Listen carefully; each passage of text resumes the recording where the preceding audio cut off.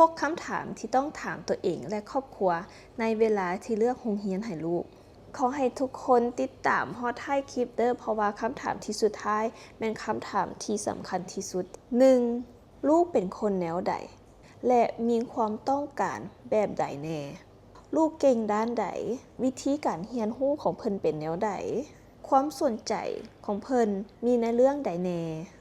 และความต้องการเพิ่มเติมเช่นการเรียนพิเศษการเรียนรู้เกี่ยวกับอารมณ์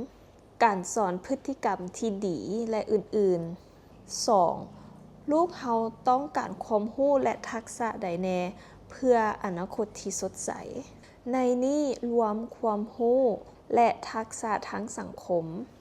เช่นการมีความคิดที่สร้างสรรค์การแก้ไขปัญหาการเว้าว่าและอื่นๆคำถามที่ 3. เราต้องเบิ่งโดยรวมว่า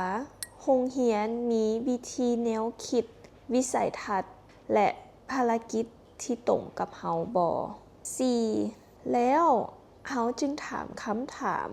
ที่เจาะจงเรื่องการเรียนเช่นโรงเรียนมีหลักสูตรแนวใด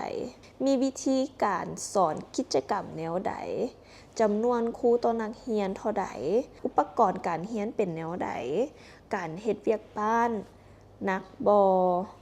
หรือว่าบ่มีเลยการติดตามการเรียนเป็นแนวใดวิธีประเมินเพิ่นเฮ็ดแนวใด